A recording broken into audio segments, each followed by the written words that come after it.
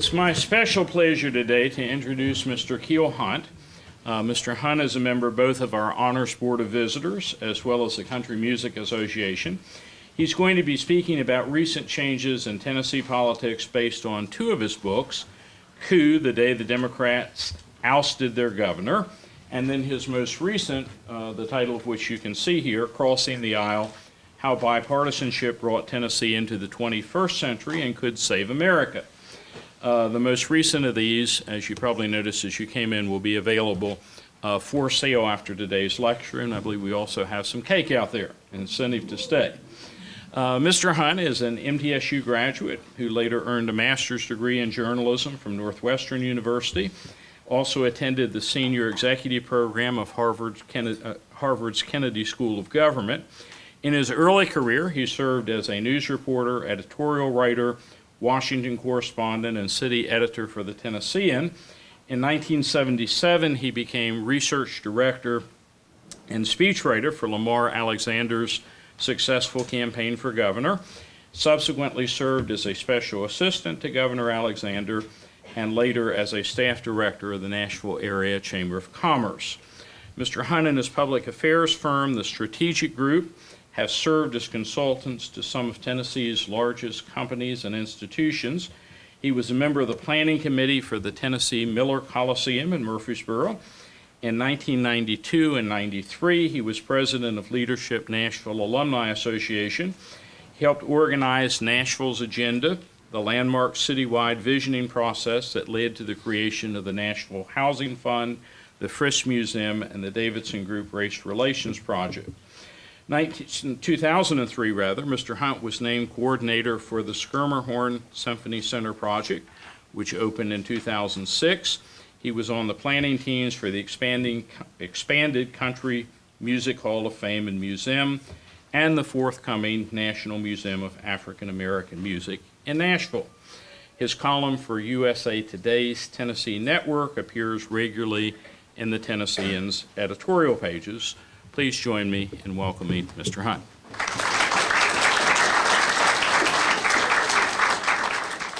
Well, greetings. Thank you, Dean Weil and Professor Mary Evans. It's good to be back here. I just realized coming down from Nashville, John, that I was here just about 2 weeks ago in this room. We had a meeting of our Board of Visitors for the Honors College, and that's quite the group. And but the best part of that meeting and every board meeting I've been to was the appearance of 8 or 10 maybe students in our Honors College, and these are very impressive young men and women.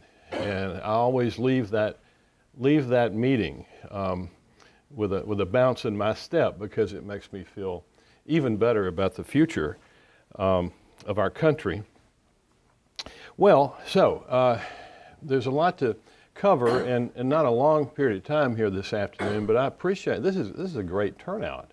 It's a great turnout. Are there faculty members here other than the ones we've met? Just great, thank you. D. Mark, thank you for being here. And to our students primarily, thank you. I used to be a student here, okay? Now, I'm not going to tell you when, although there are some ladies right over here who were there with me. Now, I want you to believe only maybe half of whatever they might say to you about me, okay, at the reception. But anyway, I was here, without getting into what year it was, I was here somewhere between the Jurassic period and in the Gutenberg, you know, the whole movable type thing. All right, so I don't know, haven't read the Sidelines lately, whether I should say I was editor of the Sidelines. Okay, so that's pretty good. It's still good. It's still good. Mm-hmm. Yeah. Are you associated with? No. No. Okay. Well, even better. Thanks. So what these good folks asked me to come talk with you about, and I would like to talk with you. You know, I always think a conversation is better than a speech, I mean, I get it. I'm supposed to set the table somewhat, but any questions you want to ask is what I especially look forward to. I do get to do this regular column in what they now call the USA Today Network, which is chiefly the Tennessean, okay, but also now, because of their common ownership, it will occasionally, my stuff will run in the Memphis Commercial Appeal, and sometimes the Knoxville News Sentinel, and sometimes the Jackson Sun, and all those, you know, sort of what we think of as Gannett newspapers now, and so that's awfully nice. But I like to read from. I like to include with the column is like a footnote about who is this guy, and I always put my email address. And my wife Marcia always says, "Why do you put your email in there?" Because you know some of the feedback you get can be pretty rough. I will say it's the feedback I've gotten. The column coming up is column 140, by the way, and so it's been. I was first asked to do the column when my last book came out, and we'll see that cover in just a minute. But I said, well, I'd like to get the feedback, and over this time, I'd say the feedback from readers, you know, and not just online but in email, is about 25 to 1 positive. You know, and I don't think it's because I'm so smart. I just think people are trying to have positive, constructive thoughts and reaction and suggestions, and I love to read that. I mean, and I would say particularly when somebody has disagreed with an opinion I have expressed, who is thoughtful, you know, who is thoughtful, because that's the way we learn. We learn from each other, and so all I'm saying is I love to, would love to get your feedback too on anything I might say. Can hardly wait to hear what I have to say, by the way. I'm kidding about that. Okay, so the Professor Evans asked me to sign the sort of poster for the lecture series this year. Impressive group, those other people. And I was reminded that, looking through that, that there was an earlier lecture, my friend Carol Busey, right?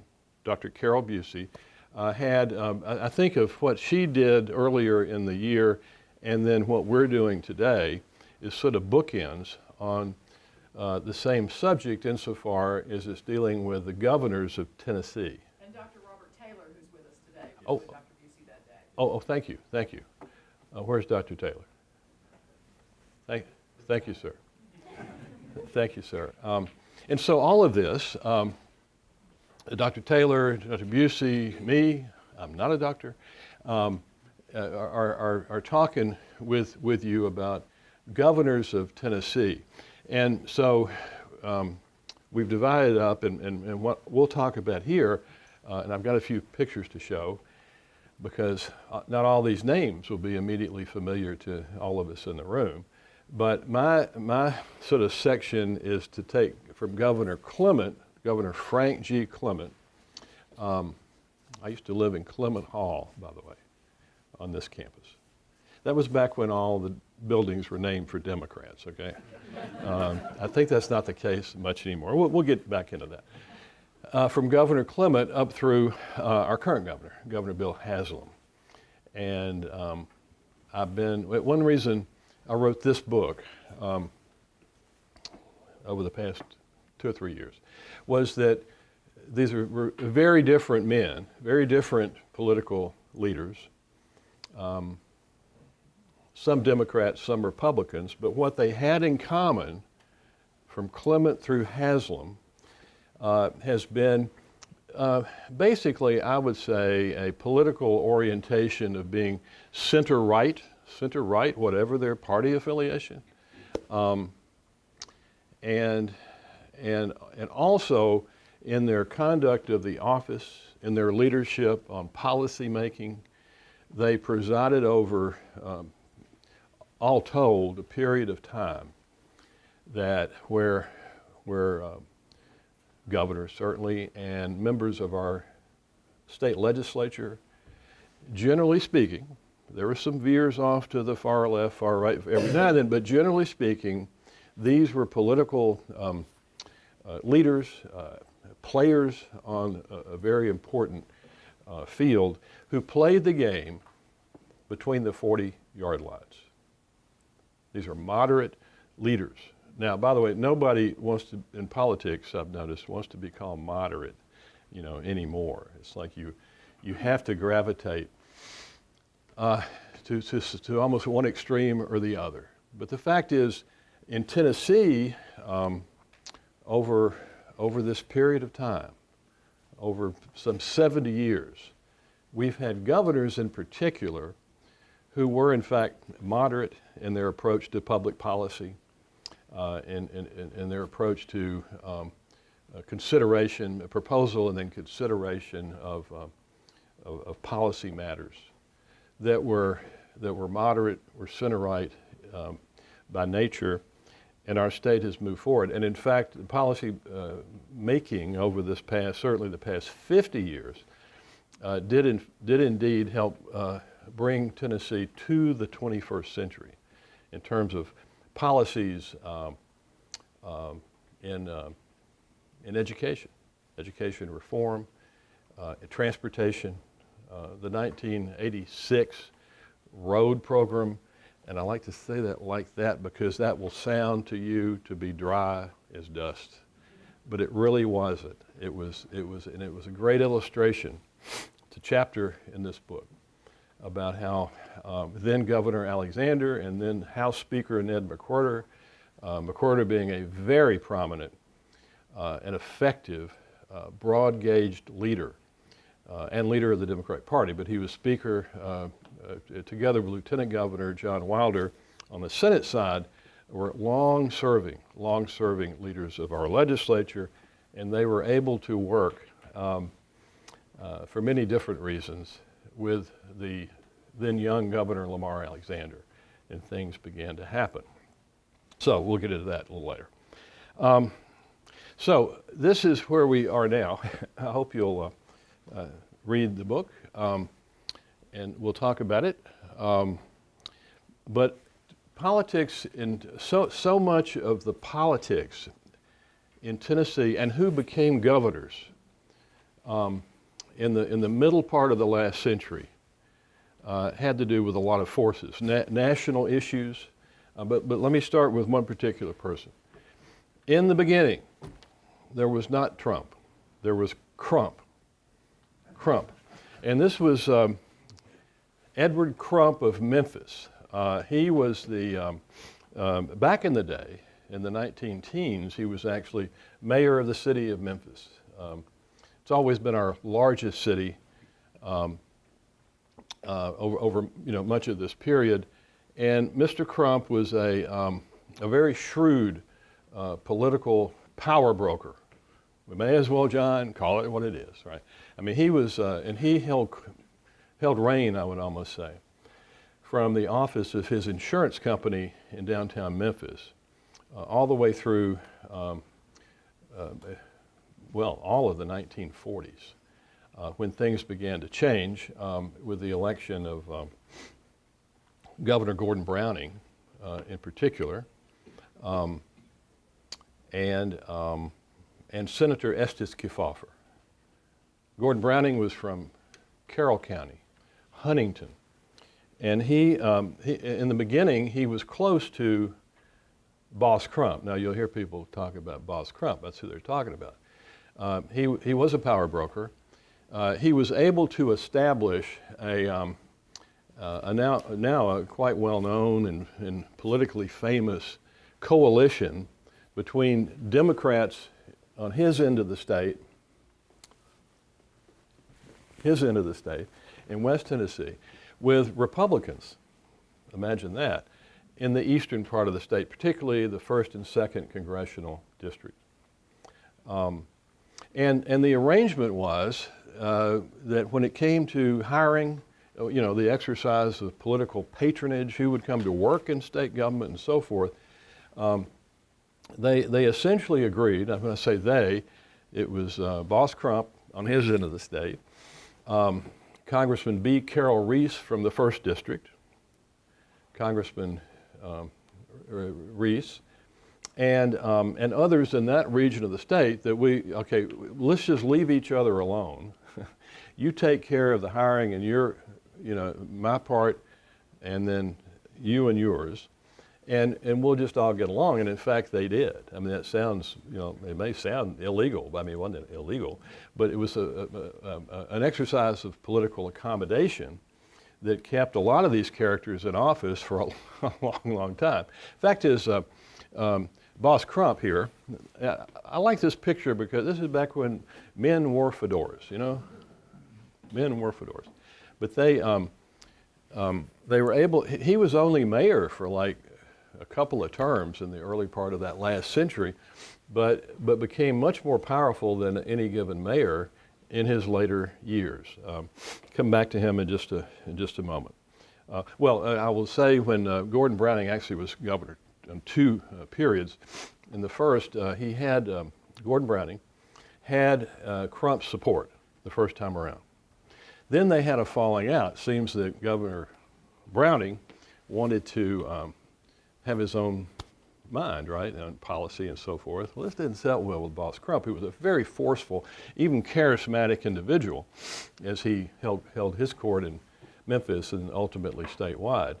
So by the next time, 2 years later, governors served 2-year terms over most of this time, until the 1970s.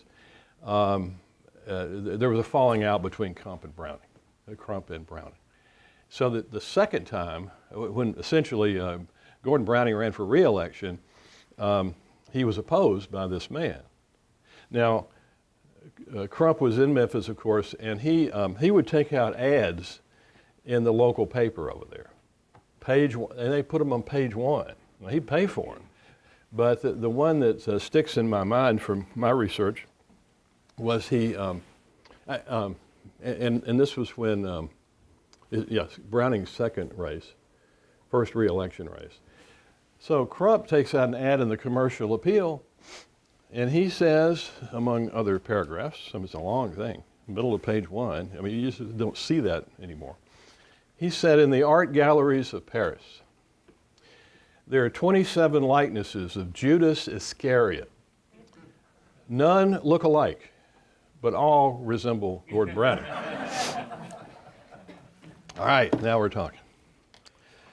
Governor Frank Clement. Now this was, Governor Frank Clement was part of a very distinguished family in Dickson County.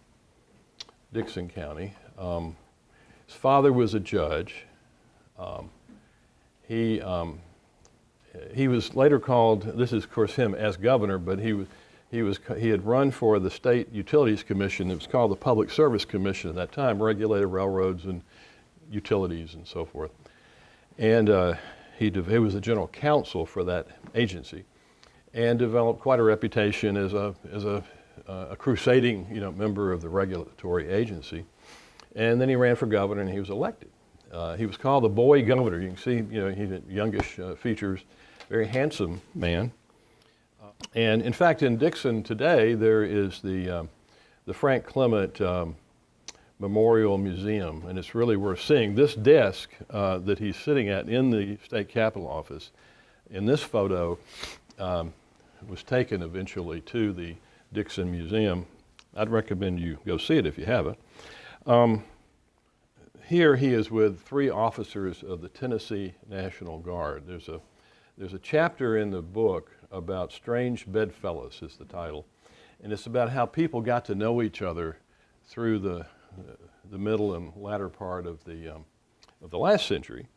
And to Governor Clement's, to his left, on the right side of the picture, seated is Major General Joe Henry.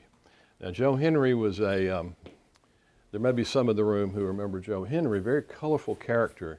He was a lawyer, lived in Pulaski. He was a very ardent Clement man. He wrote many of Clement's speeches. He thought that Justice Henry was was gone by the time I started my research for this book. I couldn't talk to him, but I did talk to his two sons, who are lawyers, as he was, in the city of Pulaski. Anybody from Pulaski? All right. So I talked to Joe Henry Jr. and I said, "Well, tell me about your dad." And we had a good, long conversation about it. And I said, well, okay, that's great. I mean, he was the Adjutant General of the Tennessee National Guard by appointment of Governor Clement. He was head of the Tennessee Bar Association, very, very eminent leading citizen, was in the state legislature and so forth. So, but Joe, how was it, in your house when there were elections coming and so forth? And Joe said, well, Keel, here's a good example. He said, when you and I were kids, how your parents would, if they wanted to hustle you up, like you got to go to church or school, they might say, last one to the car is a rotten egg. I said, yes, Joe, I remember that. He said, well, our dad would not say that. He would say, last one to the car is a Republican. Now, and I assure you, everybody in this picture was a Democrat. Guard officers appointed by the governor and so forth. So there's Governor Clement. Now, here is Governor Buford Ellington, also a Democrat. For the longest time, there were like no Republicans, certainly in this part of the state. John, is that fair to say? My friend John Hood, former member of the Tennessee General Assembly, can bear witness to that. He was I like to say Tennesseans of a certain age think of Governor Clement and Governor Ellington in almost the same breath.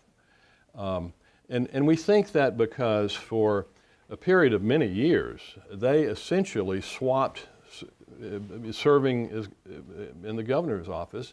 There were term limits. Buford Ellington lived he's from Mississippi, but he lived in Marshall County, Middle Tennessee.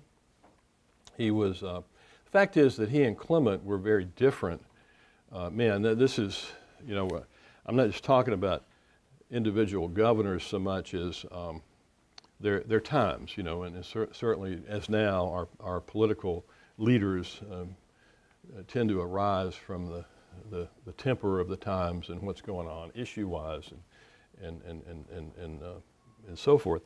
Well, but the fact is they were very different men. Governor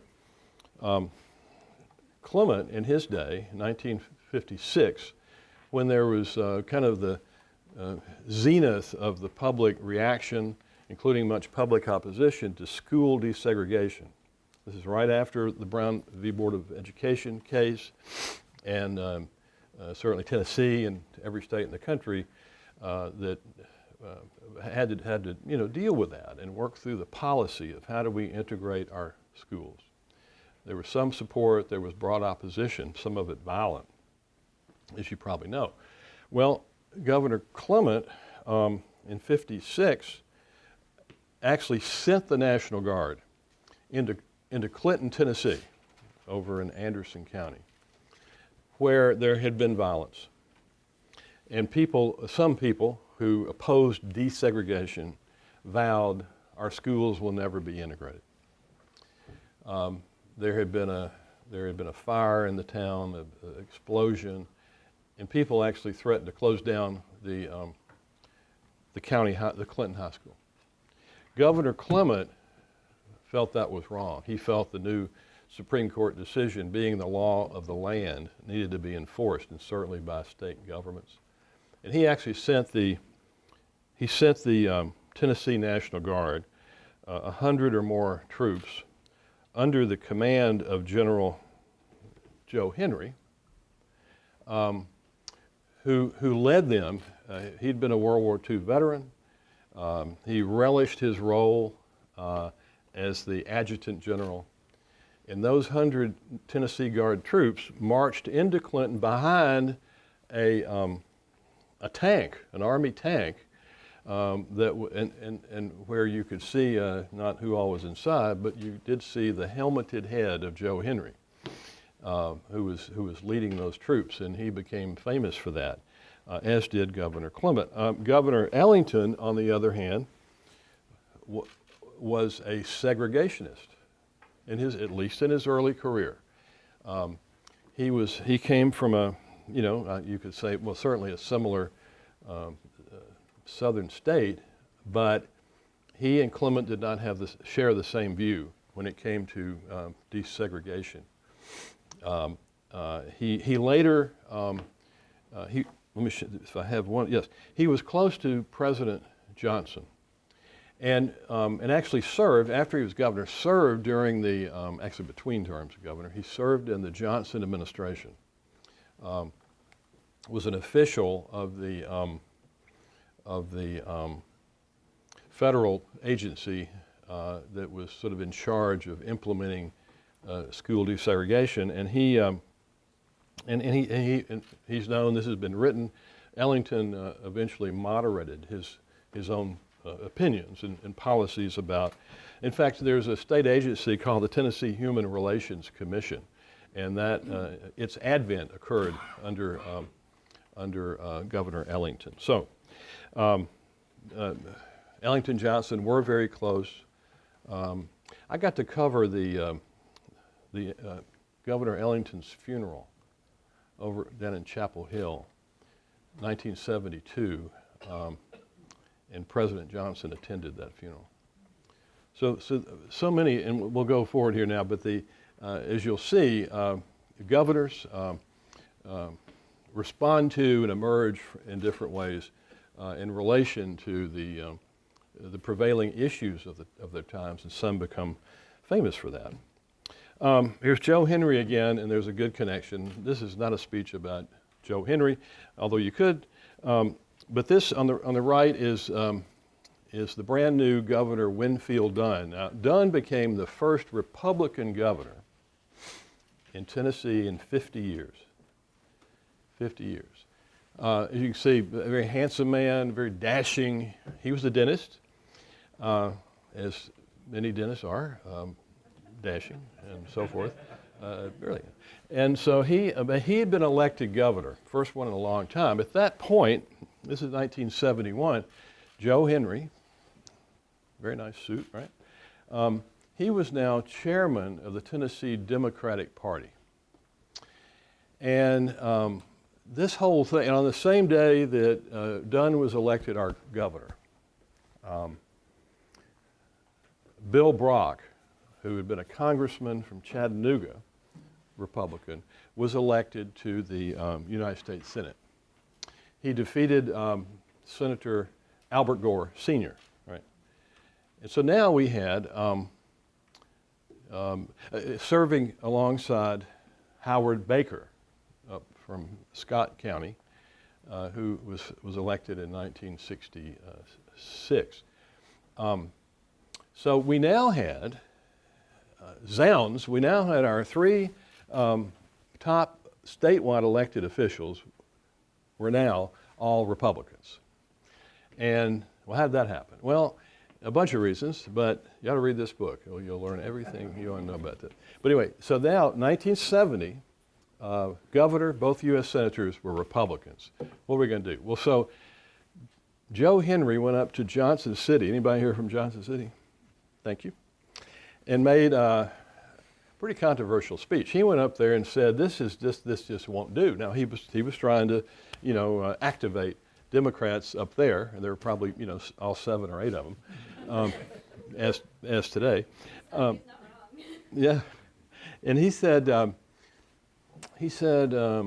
what has happened to us, and the reason we all Democrats need to get active again and get our act together, is this election of 2 Republicans, and now all 3 are statewide elected officials are Republican. This is like a 50-year plague of Republican locusts. He said that. I can show you the speech. He said that.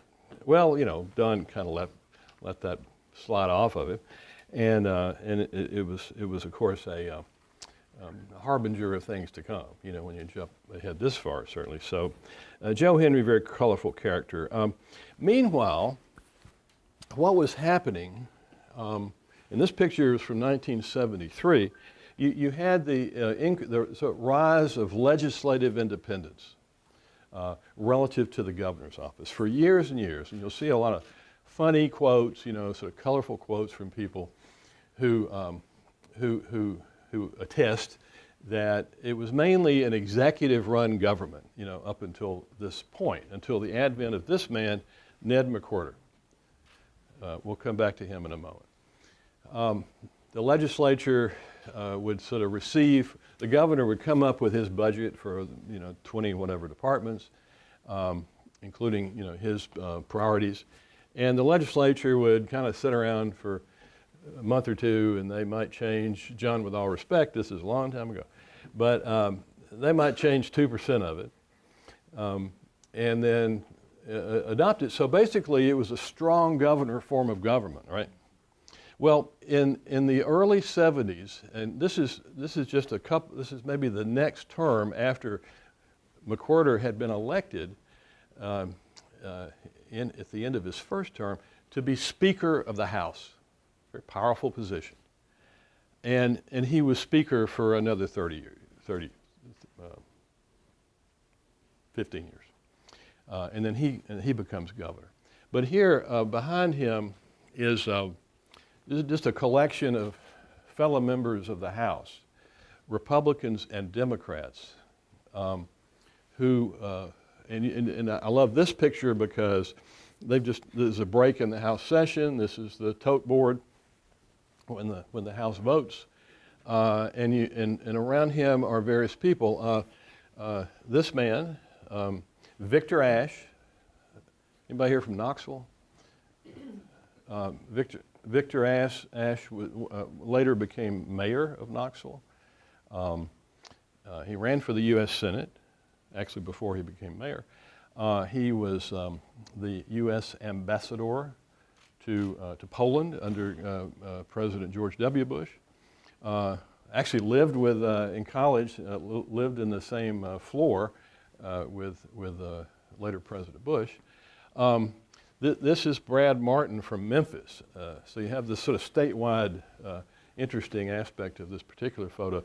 Brad Martin was the youngest member of the state legislature at that time. He went on to become a Republican. He went on to be currently he's on the board of FedEx, Memphis, on the board of First Horizon, which is the parent company of Big First Tennessee Bank.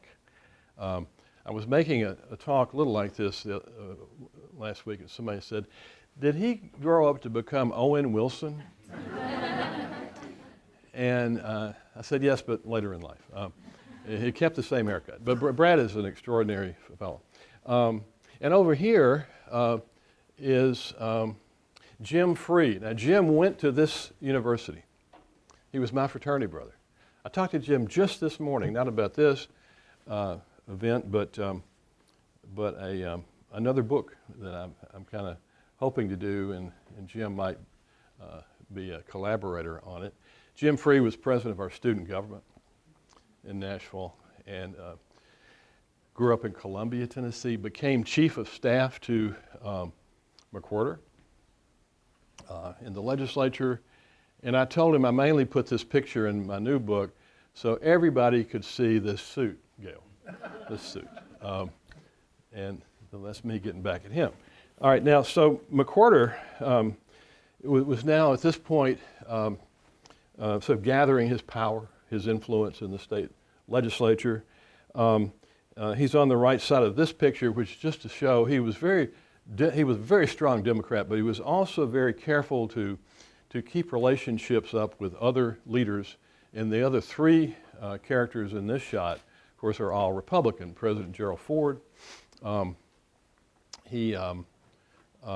Alexander, just to the side of McWhorter. Some here may know, he's now gone, but Joe M. Rogers. He was later U.S. ambassador to France, and he was a builder. His construction company built the Murphy Center. Okay, an extraordinary man. So Alexander ran for governor in 1974, the first time, and he lost to this man. This is Ray Blanton. This is Governor Ray Blanton. He grew up in West Tennessee. He was also in construction, his family, you know, road construction and so forth. And he was elected, and really sort of under extraordinary circumstances, first of all, in the election of 1974. There were 12 people running for governor that year. There were 4 Republicans, including Alexander, and there were 8 Democrats. Blanton arguably was the only one of them who, except maybe for Jake Butcher, a prominent banker in Knoxville. But otherwise, Blanton was probably the only Democrat in that primary of 74 who had anything like name recognition, you know, outside of his own territory. So he won the Democrat primary August 1974, but with only 23% of the vote. You know, we don't have a runoff law in Tennessee to this day, right or wrong, but that's the way it is. And so he got in on sort of a minority candidacy, although fair and square, won the primary. And in November of that year, or by a month after this primary, was when President Ford pardoned President Nixon. And as Alexander told me later, that kind of poisoned the water for any Republicans seeking office. There was a lot of anger, a lot of reaction. Alexander told me that he grew up in Blount County in Maryville, Tennessee, near Knoxville. He said that there were people coming down out of the mountains asking, who are the Republicans, so we could vote against them. And these are sort of generational Republicans over there. So, but what later developed was that, and this, I believe, is this particular photo is from Blanton's final State of the State address in the chamber of our State House of Representatives. And by this time, the FBI had become very interested in the Blanton administration. There's a lot of stuff going on, a lot of news coverage about stuff going on. The most, the so wildest of them, along with, you know, scandals about state surplus property and what were regulatory agencies doing, was what in the news media we started to call the clemency for cash scandal. Now this is way back. I mean, this is 1978, 77, 78. But what it was, FBI, through their investigation, had determined that Blanton, whether it was him immediately doing the work or his circle in his office, his legal counsel, his extradition officer, they were letting really bad people. I mean, any crime, you know, any murder is bad. But, I mean, these were particularly bad people, letting them out of prison for the wrong reason. That's what eventually brought Blanton's administration down not long after that picture was made. As a result, this happened. This is the scene, the sort of immediate scene of what I call the coup, when a majority Democrat legislature and the new Republican governor conspired through a very quiet afternoon of keeping it all secret, that the only way to stop the issuing of pardons, and in Tennessee, in our state constitution, like I'm sure every state, once a governor with the power to pardon uses that power and lets somebody out, that's it. They can't be brought back. They can't. No court can overturn it. No committee of the legislature can set that aside. And so on the day, this is January 17th, 1979, and this is Alexander taking the oath of office administered by, yes, Joe Henry, who by this time was the Chief Justice of our state Supreme Court. I mean, this guy got around, right? This is McWhorter behind him, then the Speaker of the House. This is William Leach from Dixon County, Charlotte, Tennessee, who was the State Attorney General, who was part of the conspiracy that afternoon and part of keeping it quiet. They didn't know what Blanton might do if he got premature wind of this thing. and how many more people he might let out. The FBI discussed, there was a list of 52 people who were released the Monday night prior to this, 2 nights before. And the FBI got wind the morning of this day there was another list coming. And they actually discussed how one of them might be James Earl Ray. James Earl Ray. Now, and that's part of that picture became part of the cover of this book. This is Mrs. Honey Alexander. Their children are around them. And so that's how the coup came to be. It's never happened anywhere before in our country. It has certainly never happened anywhere since. Pretty cool story. Anything you want to know is in that book right there. Okay, moving right along. So here's Alexander, the kind of official portrait. He was now governor. He began to do a lot of work across the aisle.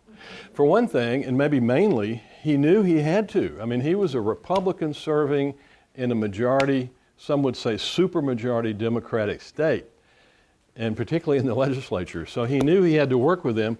And here he is at a meeting, this is 1984, at a meeting in Nashville of the National Governors Association. The Governor, Bill Clinton of Arkansas. Of course, this is Brenda Lee. This is Ray Stevens. They were part of the guests, or among the guests, at this event, and everybody's casually dressed.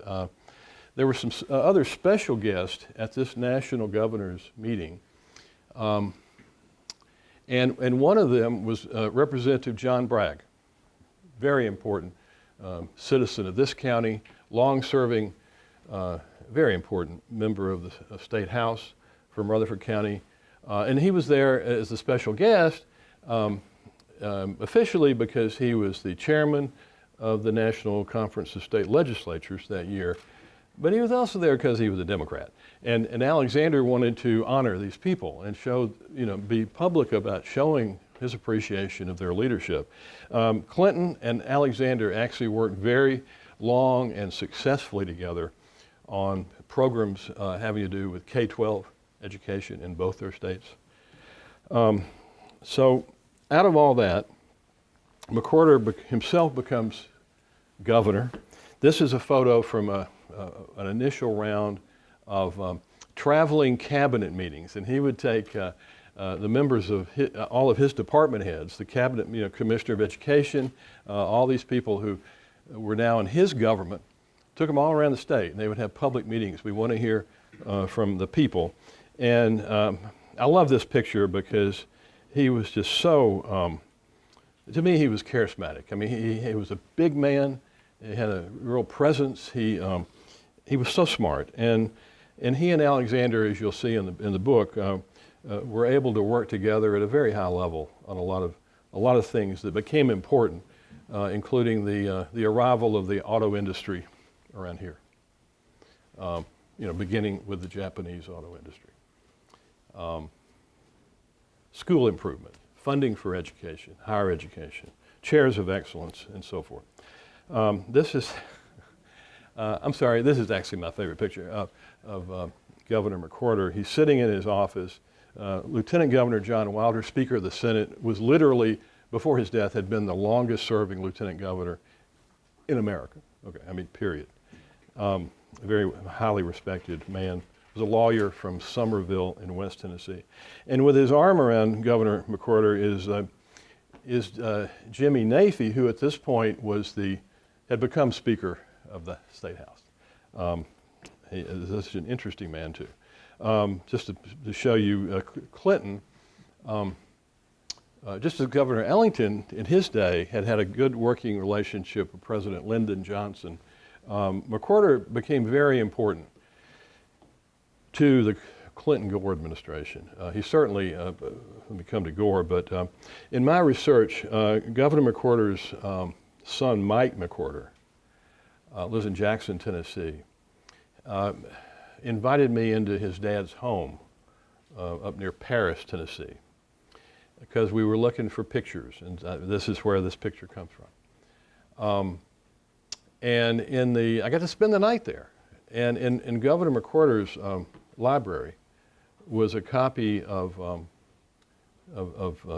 President Clinton's memoir. You may have seen it. It's called My Life, a big book, and it was the large print edition of that book, and it had been signed to Ned McWhorter by President Bill Clinton. Not only fellow Democrats, but the McWhorter family and the Al Gore, Al Jr., Senator Al Gore families were very close from West Tennessee.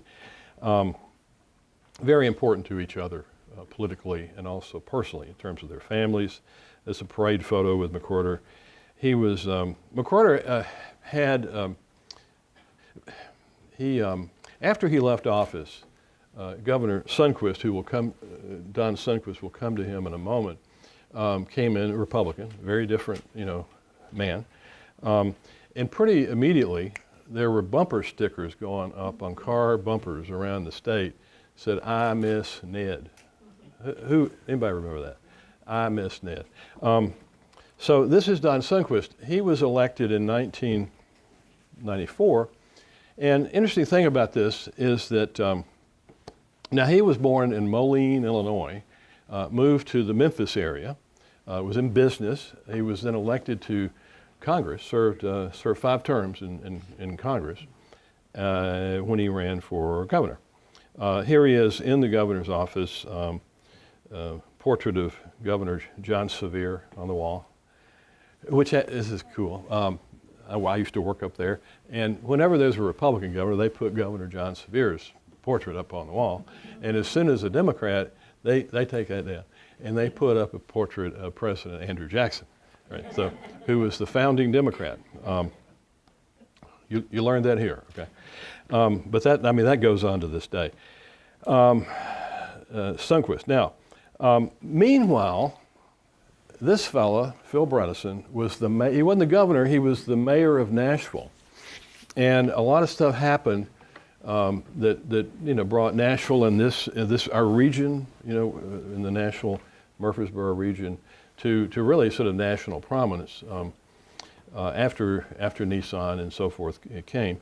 And this is a scene at the announcement that the Houston Oilers of the NFL are going to relocate to Nashville. This man is Mike McClure. He was very helpful to me in my research for this particular chapter. He was the marketing vice president for the Oilers organization. And he did some of the early, secret traveling to Nashville and other intermediate sites, including Chicago, to explore the possibility of their team. But this time the Oilers, Mr. Adams, the owner, now deceased, pretty much run out of breathing room down in Houston with Mayor Lanier over there. But of course, Nashville was interested in becoming a major league city, indeed now has. An interesting thing about this time frame was in the same summer, 1995, this was announced in July 1995. The same summer was when the National Hockey League first started looking at Nashville, and all of a sudden the mayor of Nashville has, all these projects, very high stakes projects to manage, and of course both were successful. So there are a couple of chapters about professional sports in the new book. Okay, then now one other phenomenon that I like to point out is that starting in 1970 with the election of Winfield Dunn from Memphis, ever since, up until last Tuesday, there has been, like clockwork, an alternation every 8 years of governors of the opposite parties sort of succeeding each other. So we had Governor Ellington, Democrat, then we had Dunn, Republican. Let me get this straight.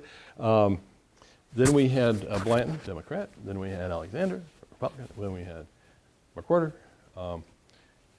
So here, this shot is at actually a funeral service for the radio reporter Drew Smith.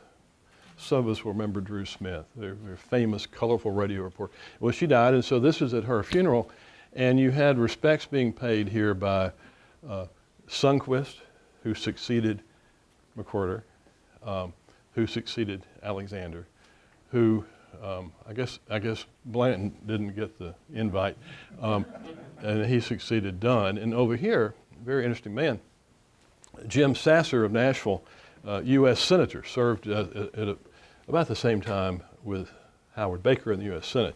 Baker, I think Baker's last term was Sasser's first term, so they served 6 years. And I had a wonderful interview with Sasser. Wonderful interview. He became chairman of the Senate Budget Committee, in his last term. But you know what he talked a lot about was Howard Baker. And about such a high level of courtesy and civility. These are two ranking members of their parties, and that they would go to dinner, at the end of the day. Senator and Mrs. Baker would go out with Jim and Mary Sasser. Sasser told me about one lunchtime in the U.S. Capitol. So on the Senate side, this room called the Stiles Bridges Rooms, dining room. They would traditionally have tables on this side that were sort of Republican tables, and over here the Democrat tables. Well, Sasser told me that he got through with his work kind of late that day, went up to the Stiles Bridges room for lunch, and there weren't any more Democrats. So he was just going to sit over here at their table, and then he hears somebody call his name out. Jim, he looks over there, and it's Senator Howard Baker, who's sitting with maybe 3 other Republican senators, at their table. And he says, Baker, I looked over there, and Howard says to me, Jim, why don't you come on over here and get some real religion, as well as lunch. So those are Republican Democrats sitting together. In 2002, former Mayor Bredesen was elected governor. Served 2 terms, last election carried every county in the state. There's a lot we could talk about any of these characters. I love that story, that picture. And actually, this scene was at our state capitol in 2005, so I'm getting a little, past the time frame of my book about the 80s and 90s, but this is so interesting and important, this scene. For one thing, you have, the fellow standing is Mr. Carlos Ghosn, G-H-O-S-N, who was still is the supreme CEO boss of Nissan globally. He be the big boss, still is, and of Nissan and Renault, other car line. And so he, in this moment here that we see him, he's announcing 2005 that a recruitment effort has been successful, and that Nissan is going to relocate their U.S. headquarters from Los Angeles, California, to Tennessee. And that building and all those people are down in Cool Springs as we speak. And the other reason I like this picture is that here's Governor Bredesen in the middle, former Governor, U.S. Senator Alexander on the right. They were elected to those 2 offices on the same day in 2002, and to this day they are close. Of course, Bredesen ran for U.S. Senate this year, did not win. And now we come to the current governor for a few more weeks, Governor Bill Haslam from Knoxville. He had been in business. He had been in 1972 when Senator Baker ran for his first re-election.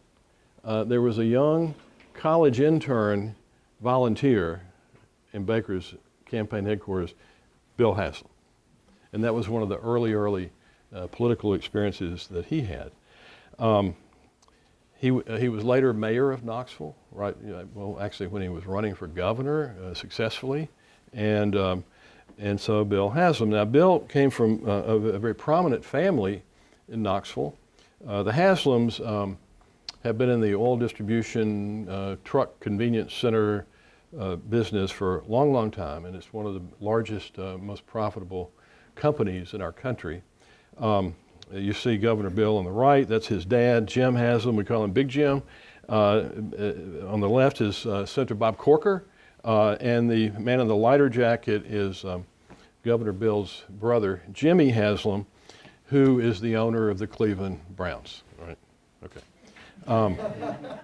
Now, the fun story that both Corker and Jimmy Haslam told me, so where'd you get to know each other? College. They went to that other school over in Knoxville. And, but where they lived together.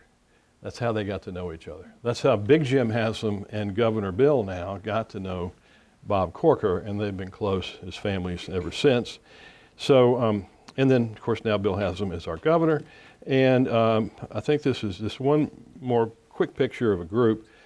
This picture was shot 2 Christmases ago. There's a gentleman in Franklin, Tennessee, Gordon Inman, who throws a Christmas time breakfast called the Gentleman's Breakfast at his home. And the first thing that happened was he asked former Governor Senator Alexander to sit down at the piano, and he played a Christmas carol. May have played Rocky Top, okay. But anyway, he sat down, and that was a big hubbub. And then he said, okay, we got a photographer over here, come in, and I want to get a picture of all of the governors. So Alexander stood up, he told me the story, he stood up, he said, well, let's let the real governor sit down. Of course, Bredesen, this was right at the end of his time. And I said 2 years ago, it was longer ago than that, but so Bredesen sits on the bench, and here is Governor Dunn, Alexander, Sundquist, and McWhorter, and that gets me up to Bill Lee, right? So Bill Lee was just elected last Tuesday night, and I'm eager to get to know Governor-elect Lee. I haven't really met him yet. We have high hopes for him and his administration. But one thing I got to say, this is one handsome guy. Okay, I think John, he's like a governor sent up from Central Casting, right? I mean, so we have high hopes for. He's from Williamson County. Now, let me just stop right there because I know we're about to run out of time. Who would have a question? I mean, let's just talk about. That's a big sweep of 70 years of history. Anybody have a thought, observation? What about this election we just had? I might say we live in a different time now, right? For much of this we're talking about, speaking of that election and the one 2 years ago, you know, we're in this period where so many of us, and I'm sure people in this, who worked on voter turnout this time? Get out the vote. Thank you very much. I mean, I've heard from a lot of people in the past few days who did that and feel a deep disappointment at what happened. You know, I mean, I'm not trying to take one side or the other here. The election is what it is. 3 states at least are still counting votes, by the way. But anybody who was involved in that, I commend you. Everybody voting, whoever you support, is always very important. And what we see then, as we look back over these 7 or so governors, is people who not only won, but were able, as Governor-elect Bill Lee said yesterday, really tried to reach out and play the game between the 40-yard lines. You know, the great story of the Lee victory last week was that he would not permit his people or himself to get drawn into negative, mean, accusatory campaigning. And it is so hard to resist doing that these days. Technology is very different. News media today is very different. I mean, without even getting to social media, and things that get said and stories that may or may not be true get repeated before anybody realizes it.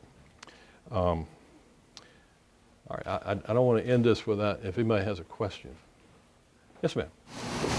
So you said up until Tuesday it was always Republican, Democrat, or the opposite, however. So were the past 2 governors then Republican? Well, Governor Haslam, current governor for a couple of months, Republican, and Governor-elect Bill Lee is Republican. So this changes that sequence.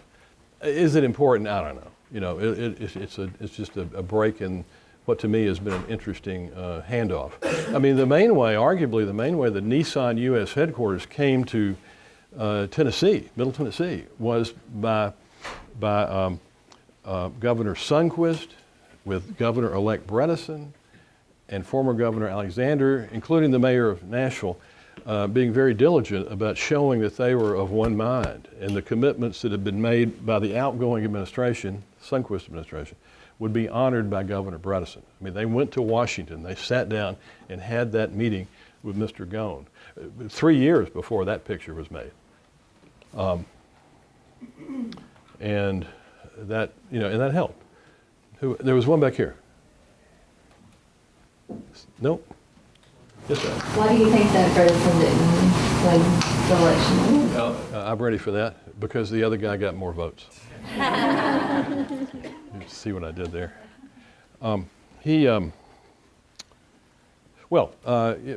think the election result for U.S. Senate last week played out, and the way it played out was really kind of a completion of a lot of, in my opinion, bad practices. I mean, the whole thing about dark money, the capacity that a candidate in a campaign that is willing to do so can just put the awfulest stuff out without attribution to a particular candidate.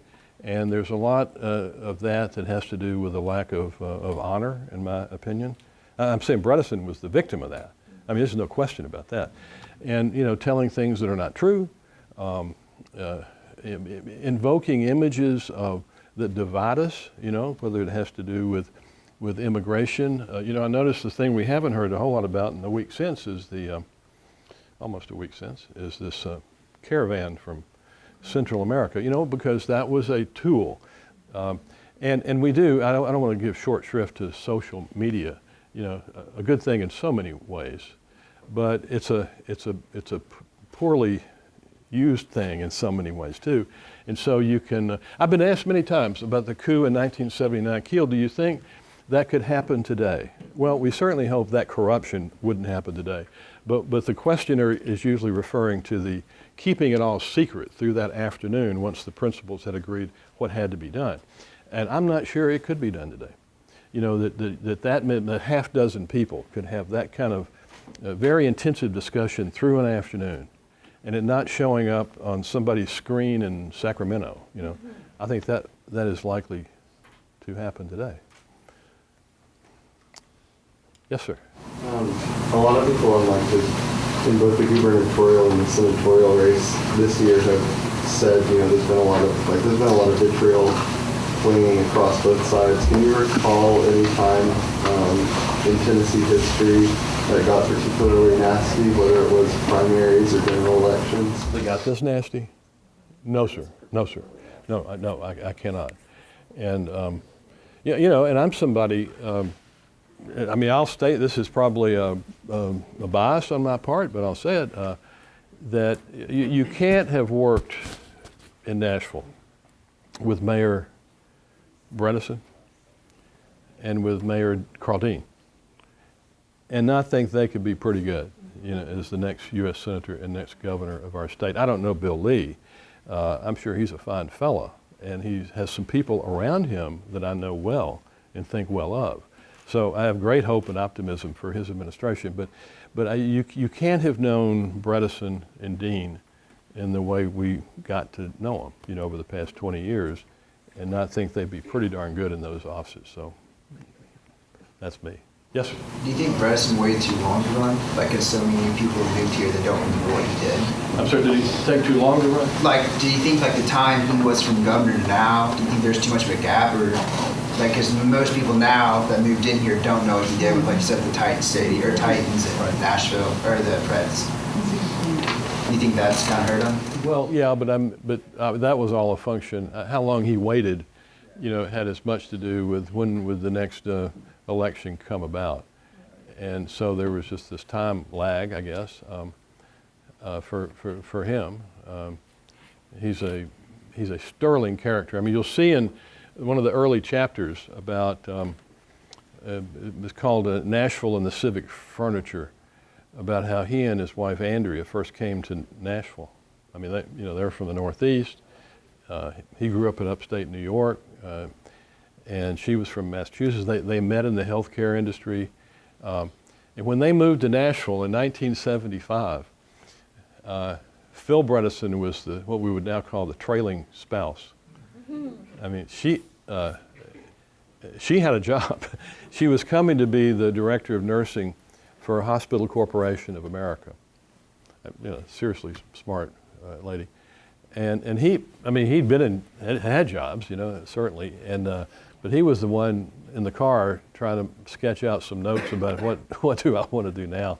And the fact that they came, notwithstanding this election result last week, into the roles that they've had, either one of them is just an extraordinary story, I thought.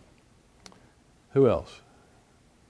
Yes, sir. To piggyback off of this question, why do you think that there was as much so-called muddling as it was in this election?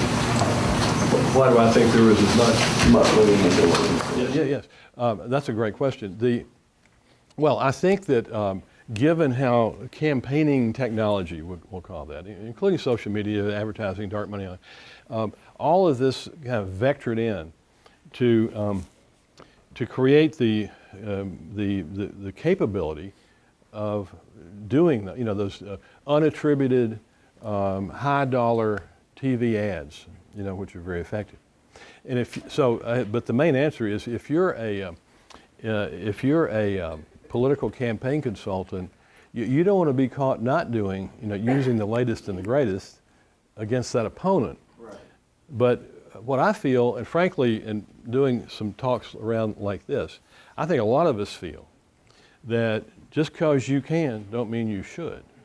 And it's not positive for our culture and our government. Thanks for having me.